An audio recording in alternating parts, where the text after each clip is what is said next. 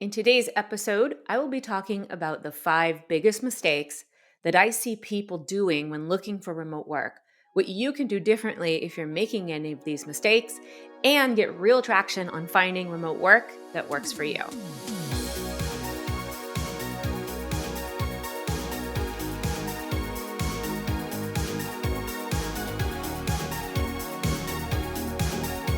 Welcome to the Remote Work Retirement Show. I'm your host, Camille Attell, and this is the only show dedicated to remote work for semi-retirees, people leaving the workforce, and people working in retirement to help them have peace of mind that they can live how they want without the fear of running out of money. Before we dig into today's episode, I want to let you know it is brought to you by my free training called How to Get Remote Work to Have a Flexible Lifestyle without running out of money. And in that training, I'm going to go over the mistakes at a much deeper level. So the stuff I'll be talking about in today's episode, I'll be covering in that training in more depth, as well as how to avoid those mistakes. And I'll also be teaching you what I call the remote work income system. This is the system that I created after the very painful experience of trying so many different remote work types. If you haven't listened to part 1 and part 2 of episode 3, you can learn all about the many different types of remote work I did and just how painful the experience was. So in that training, I'll be showing you that system, what it looks like. And at the end of the episode, you can click the link below, or you can go to camilleattell.com/remote-training. Okay, let's get into this episode. I first want to tell you, who is this episode for? Because some people might listen to this and think, well, it's about remote work and getting a job with an employer, and I don't want that. Or you might be someone who thinks, you know what? I definitely need a job with an employer and I don't want to work for myself, so this might not be for me. So let me just tell you, if you fit into any of these categories that I'm going to list, then this is a good episode for you. Number 1, you need remote work, whether it's working for someone else or yourself, because I am going to cover both. Number 2, you are semi-retired or you're retired, but you need to supplement your income. And again, if you're new to me, I would encourage you to listen to episode 1 of this show, because I lay out the plan for why remote work is actually the new retirement plan and how you can use it to supplement your income. Or maybe you're someone who left the workforce either because you wanted to, or maybe you were forced out.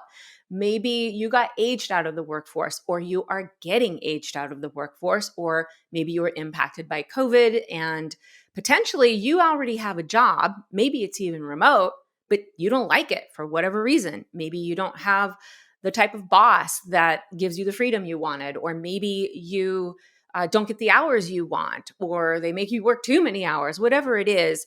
Even though you might be working now, you know that you want to do something different. And lastly, for fun, some people just still want to work. Maybe for fun, maybe for money, maybe for purpose. And I talk about that in episode 1 as well. So if you fit into any of these categories, then you're in the right place. What I'm going to do is I will lay out the 5 mistakes first in order, and then I will go through them one by one in depth.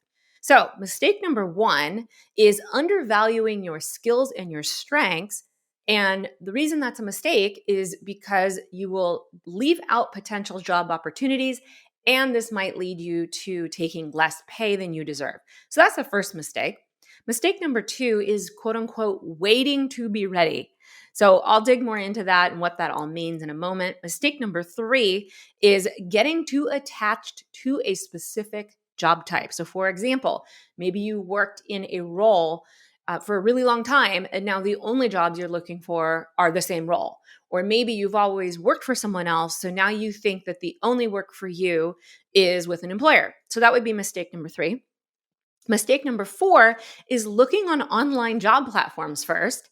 And that might be counterintuitive, but I'm going to tell you why that's a mistake and, of course, what you can do differently. And finally, mistake number 5 is thinking too big and getting stuck in overwhelm and making things too complicated when they can actually be a lot more simple than you think. Those are the 5 mistakes at a high level. Let's dig into each of them one by one. Of course, I will give you a fix for each and every one of these mistakes. All right, Mistake number one, undervaluing your skills and your strengths, leading to less opportunities and less pay. So I see this over and over again. This is by far the top mistake that people are making, because what happens is, and you may relate to this, if you came out of a traditional job or a traditional corporate company, or maybe you've never been an entrepreneur. I see this a lot with people who come out of a traditional workforce. They try to go do something new, or try to get a remote job, or maybe even try to do remote freelance work, but they feel like they don't have the skills to do it. So this comes up with people in my program, Remote Work School, all the time. People come in and they say, well, who would hire me because I've never worked remotely, or I've never, worked with technology the way that these jobs are asking me to. Or they think that, they've never done the particular job they're applying to. So how would they even be qualified? So this is kind of the stuff that comes up for people. Maybe this comes up for you. Now, the problem with this and why this is a mistake is because it means that you're really only looking at a very small percentage of jobs that you think you're qualified for. Now, I talk a lot about this in the free training that I just mentioned, which you can find at camilleattell.com/remote-training. I'll go into examples of how that can lead to not only leaving job opportunities on the table, but taking less pay. Because when you feel like you're not qualified, or you feel like you don't have the skills, or you feel like, why would anyone hire you now? Well, then you're definitely not going to do things like negotiate for pay or ask for things like a hiring bonus, which you should definitely do. Talk about that in the training, and so many more things.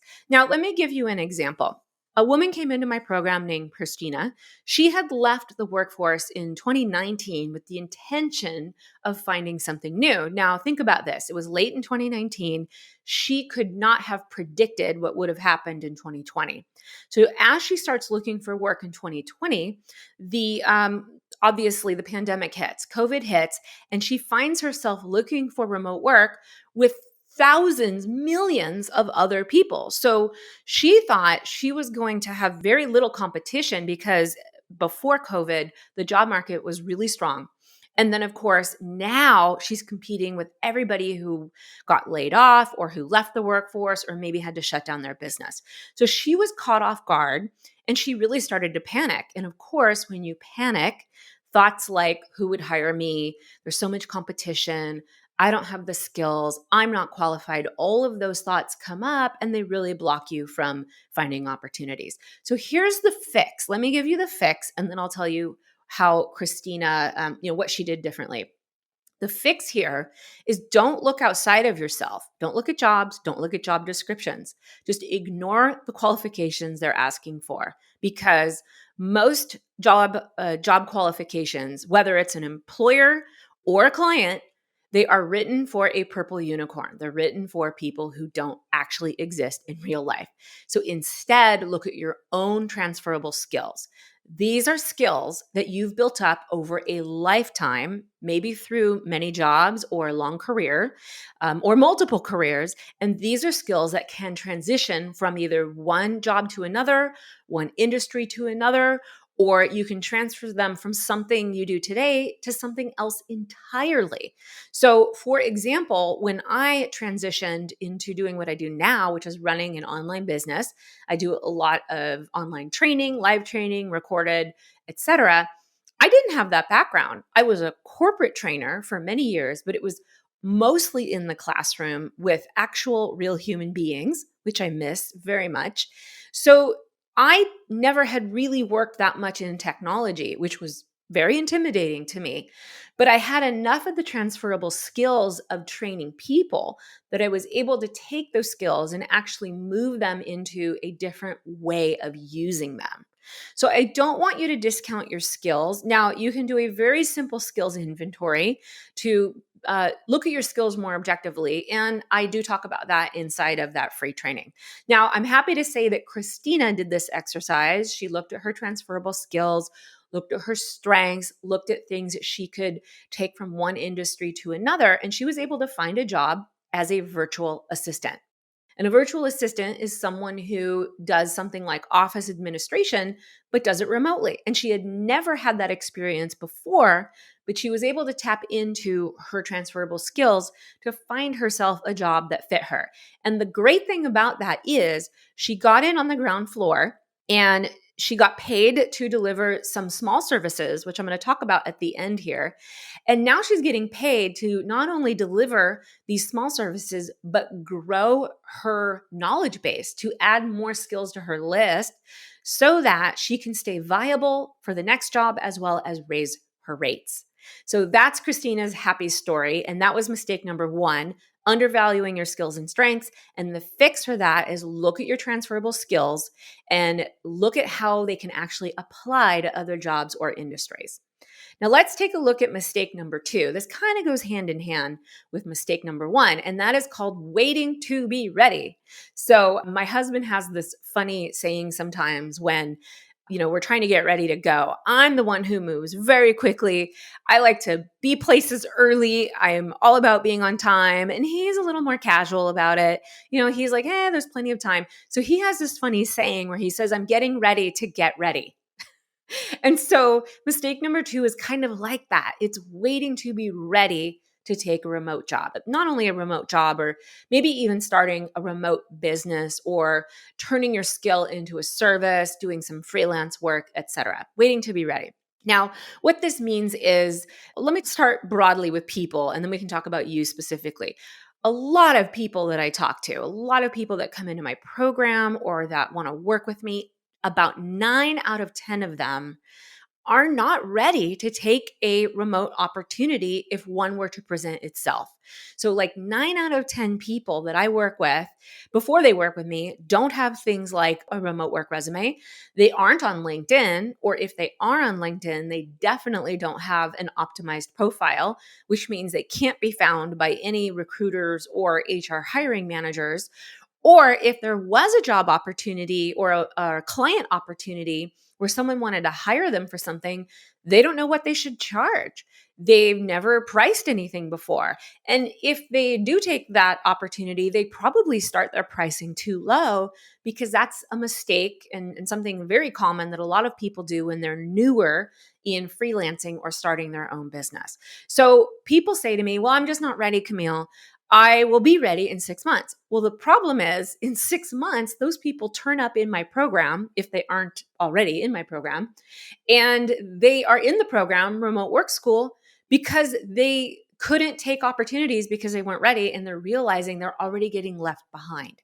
So I don't want this to happen to you. If you're sitting there and you're thinking, well, in 6 months, I'll be ready, or, in a year from now, that's when I want to get my new remote job, or maybe I'm going to finally start that remote business. It's too late. You have to start now. Here's the fix for that. You have to start now, getting yourself in a position to be ready for any and all opportunities, which I'm going to talk about in a future mistake here. Whether it's a remote job for an employer or a remote business or a client that comes your way or client work that comes your way, even if that's temporary, even if that's part-time, you have to be in a position as soon as possible to say yes to any of those opportunities, because I guarantee it, the minute you think you're ready, which by the way, you're probably always going to put it off into the future. By the time you think you're ready, a job or a client is going to come your way and you're going to feel caught off guard. You're going to feel like, oh, shoot, I don't know what to charge, or, well, I wish I had that skill, but gosh, I let that skill go. I wasn't really keeping my skills up. So here's the fix for that. Pick one of 3 options. I'm going to give you three of those options right now. Number 1, either get a remote work resume ready. Get it ready. And if you don't know what that is, take my free training. You'll learn more about that. Get one ready, even if you don't think you need a job right away, because you want to start circulating it. You want to get it out there now, because these things take time, right? If you're going to be ready in 6 months, then get your resume out there in the next 3 months and get it circulating, get it out there. Or option 2, go on LinkedIn and set up your profile or optimize your profile to have a new identity. Now, I go deep into the concept of identity in the free training and what you can do, really simple things that you can do to change your identity now to get yourself in a position for different opportunities or different clients. Now, here's the third option. This is if you feel like you don't have enough technology skills, or you feel like, well, I've never worked online, or I've never worked remotely and technology makes me intimidated. There are some very easy things you can do to learn some of the top technologies that people use today. For example, you should know things like Google Drive or Google Workspace. So go sign up, get yourself a free account, and start messing around with it. Take free training because Google has loads of free training. And you can teach yourself very simply how to use things like sharing files, how to store documents, how to use some of the top features inside of Google Drive, like Google Docs, because those are things that everybody uses and they're not hard to learn. And that way, if you teach yourself some of those things, you can at least put them on your resume or on your LinkedIn profile. Now, if you're someone who's a little more creative and you feel like you might want to go down a creative path, then teach yourself something like Canva. Canva is a tool that is fantastic for creatives.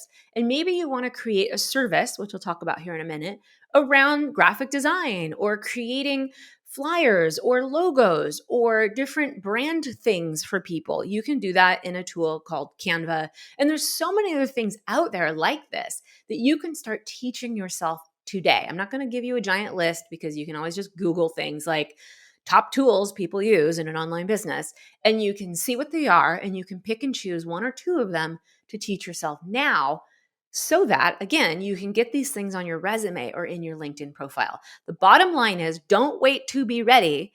Get ready as soon as possible so that when those possibilities come your way, you can seize on those opportunities. Okay, let's talk about mistake number 3, and that is getting too attached to a specific job type. Now, I already alluded to this earlier. I see this happen when people have had a long career with one job title or in one industry. For example, maybe you were a teacher and you come out of the teaching industry, a lot of teachers leaving the industry, right? And saying, well, I've only ever been a teacher. And by the way, the word only, never use that. Never say I've only ever done that. I've only been a teacher. I've only been a truck driver. I've only worked with my hands. Never use that word, because that tells me that you're discounting your experience and your skills. And if you're discounting your experience and your skills, then you're discounting your pay. We never want to see that. Okay. So when people are really attached to that job type and that identity that they have, like I'm a teacher, I'm a corporate trainer, whatever, then you start to only look for the jobs that fit that, which I already talked about. But here's really the other side of that I really want to talk about in mistake number 3. And that is, don't get too attached to the idea that you need to do what you've always done. So for example, let's say you have been a teacher, then only thinking that you can only ever get another job as a teacher working for someone else is way too limiting right now. Right now, we're in an era where not only are there more job possibilities than ever, but now it's no longer a choice. Like, you really have to be open to any and all job types. I have seen people come out of remote work school that started as one thing and became something else entirely. For example, Kathy comes to mind. Kathy is someone who got aged out of the workforce. Now, of course, they don't say that when you're getting aged out. They say things like, we would like to offer you this early retirement package. Well, we all know what that means. Or sometimes you don't even get the package. They just want you to go, okay? She was in the airline industry. So she got hit pretty hard by COVID, and she didn't know, quote unquote, who would want her. Those are her words. Didn't know what she was good at, didn't know what she could do, went through remote work school, did things like skills inventories, reinvented her identity, really looked at what did she need to make, what were her options, could she go down the client route? She had never done client work before, and she ended up reinventing herself into a financial coach. Now, Kathy never would have thought of that before because she had been very attached to her job type. So that's what I mean by, in mistake number 3, don't get attached to a job type. Not only the job title, but whether or not it's employed by somebody else or for yourself. So the fix to this is really being open to any and all possibilities, even ones that you never thought were possible before, because I'm telling you, we are living in the time of possibility. There are more remote jobs being created every day. There are more remote businesses being created today, which I'll talk about here in a minute. There are more remote freelancers. There are more companies hiring remote freelancers. There are people that are making more money today doing side gigs than ever before. I talk about this in the training with one of the members named Kelly. Kelly, who is 65, I've talked about her before on the show. She made more money last year doing lots of side remote gigs, remote work gigs, than she had in all her other previous jobs before. So be open. Don't get attached to a specific job type. Now let's get into mistake number 4. This one is all about thinking that the best place to find remote work is online. I know that sounds crazy, right? Like, well, wouldn't you find remote work online? Isn't that where you look? Yes, but it might be where you are looking online. For example, if you're someone who needs to have a job with an employer or wants to have a job being employed by somebody else, you might be the person who thinks, well, I should go look on a job platform like Indeed. And that might be the first place you go. Now, there's nothing wrong with job platforms. They're very good. The whole point of them is to put jobs in front of you that you might not otherwise see. The problem is starting there, right? So a lot of people say to me, well, I really want to get remote work, so I'm going to go look on this job on this online job platform for this job type. And they've skipped all the other steps that I've talked about in this show so far. They didn't do a skills inventory. They didn't look at their transferable skills. They didn't understand their strengths. They didn't know what other industries or jobs they could go into. So if you're going into an online job platform first before doing all that pre-work, which it doesn't take that long, but these are things maybe you don't think about, so you might skip these steps. If you go into those platforms, again, it's pretty limiting. You're looking at a very small subset of jobs or clients, and you're probably not applying to a lot of them because you're reading those job descriptions. And again, it sounds like they're looking for a purple unicorn, and you're not a purple unicorn, right? You might be thinking, I'm not any kind of unicorn. Now, here's the thing. You are a unicorn, okay? You have skills. You have transferable skills. You have life experience. You have strengths, stories, and struggles. And you can use all of those things to talk about your background and how you add value. And again, I talk about more of these things in the training, but I thought I'd give you a snippet of that. And so whether you're looking for a job with someone else or yourself, rather than looking on online job platforms first, what I want to encourage you to do as the fix is look first in your immediate network. So your immediate network might be your friends and family. And you might be thinking, I don't want to tell my friends and family that I need a job or I'm looking for a job. I'm not suggesting that. What I am suggesting that you do is you think about who in your immediate network should you be talking to about the next move you're going to make. It's all in the positioning. So you're not hitting up your friends and family saying, I need a job, I need clients, I need money coming in, because of course that might make them feel like, ooh, I don't know. I mean, can I really help them? Instead, it would be better if you let them know that you're making a transition, and again, if you're starting early, remember mistake number 2 was waiting to be ready. So back it up a few months, start communicating to your immediate network and telling them, I'm going to be making a move. In the next however many months, I plan to start doing X. I would like to work with people who need this thing or they have this problem that I can solve. I want to let you know this now because I'm getting myself ready for this, and you may know someone who could use my help or my services. Now, all those blanks I gave you, that's stuff that I cover inside of Remote Work School. So, I talk a lot about how do you tap into your own network? What do you actually say using things like email? I give you scripts. I give you very easy templates you can use to make all of this really easy and a lot less intimidating. So use your friends and family network first. Also use your social media. Now, I'm not talking about the kind of social media where you're posting on Instagram every day or doing dancing videos. That's not going to help you.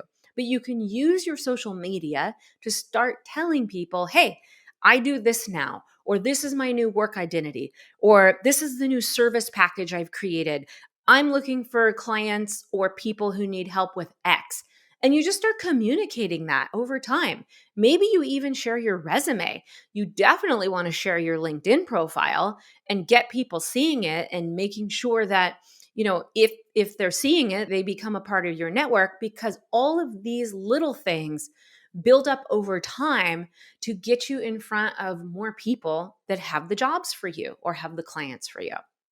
Okay, so that's number 4. Lastly, you can send out your remote work resume in email, in social media. You can connect with people on LinkedIn. There are so many places that you can share a remote work resume. You can do it in Facebook groups. You can hand it out in person, but you got to have one ready, which is why you have to avoid mistake number 2, which was waiting to be ready.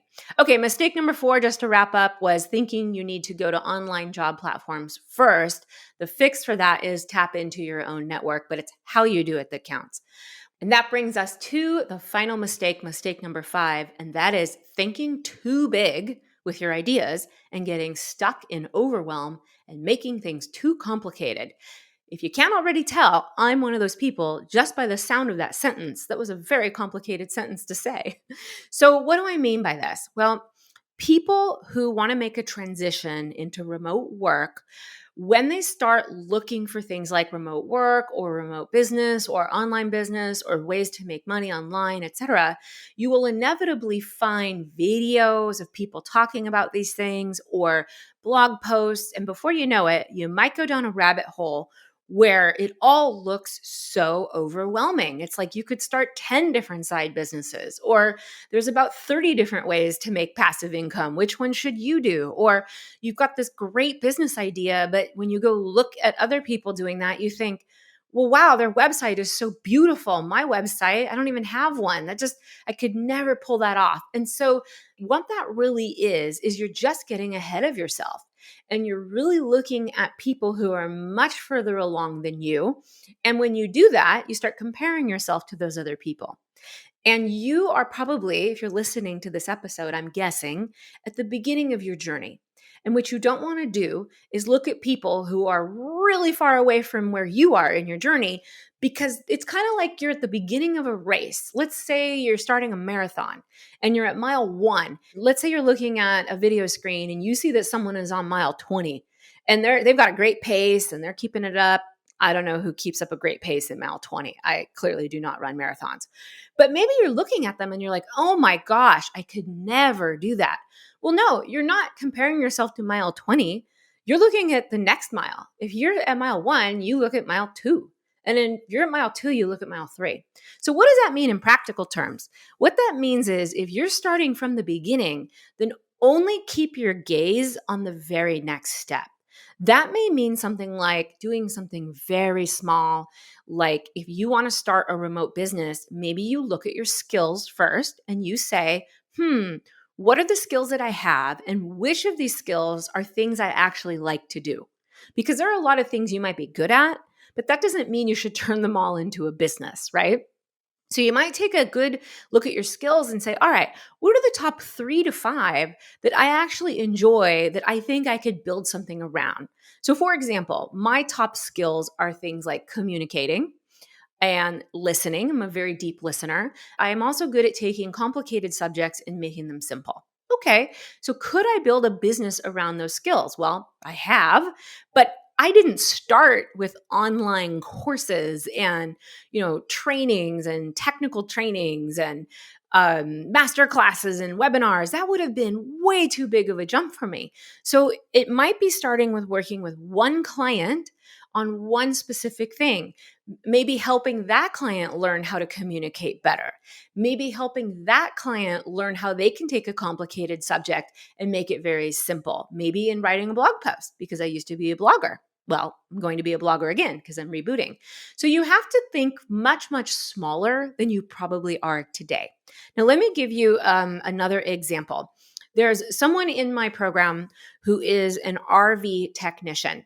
And when he came out of his training for an RV technician, he went immediately into building an online course to train people how to do self-inspection. Now, that's not a bad idea, and that's a very great course that he could build. And the problem is, he didn't know how to market that course. And this is something that I see people doing a lot because they see what other people are doing online, they follow them, and they think, oh, I could do that. That seems easy. Well, he jumped right from 0 to 60. I mean, I guess if I'm going to stick with the marathon example, he went from mile 0 or mile 1 and he wanted to jump to like mile 25, right? Because going from learning a skill and getting certified to now I'm going to go create a course, that's a very big jump. So, what we're doing now is we're taking a few steps back, and instead of only doing the work yourself on someone else's RV, what if you were able to get on calls with people and walk them through troubleshooting something on their own? Or let's take that up one step. What if you got on FaceTime with someone and you could see the issue and you could talk them through how to repair it themselves? Maybe you start with a few clients like that. Then you look at the next step and you say, okay, how can I leverage my time a little bit more? And maybe I get 3 to 5 people in a mini session and I make it very topic based. Like, hey, let's do a session around how do you do your own self inspection before you ever buy an RV? That's a topic that 5 people or even more could come to in like an hour-long session. And now you're getting into leveraging your time better instead of trading time for dollars. Then maybe you take the next step and you create an online course, or maybe not. Maybe you say, you know what? It would be easier if I created some tools and templates for people that they could download, like an ebook or a little video. So you have to think much smaller than going all the way to the most complicated idea. And that also means you don't need things like a beautiful website or all the social media accounts to do these things. You just need to bring it down to a level that you know you can actually just do step by step. Okay.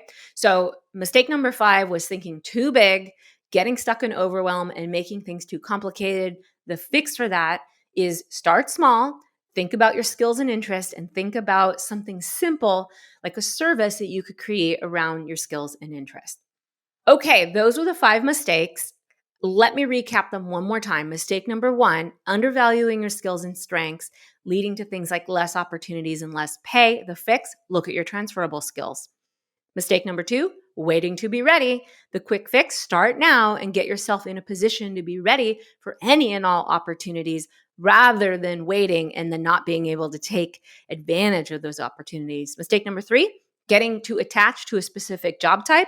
The fix for that was being open to other possibilities, different job titles, different industries, or even working for yourself or someone else if you've never done that before. Number 4 is looking at online job platforms first. The fix for that, tap into your own network. Start telling your friends and family and people on social media or other networks what you're going to be doing. And finally, mistake number 5, thinking too big and getting stuck in overwhelm. The fix for that, start small, do a skills inventory, think about a small service you could create around that and go from there. I hope you found this episode really helpful. As a reminder, if you want to dig deeper into these concepts and more, you can register for my free training, How to Get Remote Work to have a flexible lifestyle without running out of money. You can click the link below, or you can go to camilleattell.com/remote-training. Take care.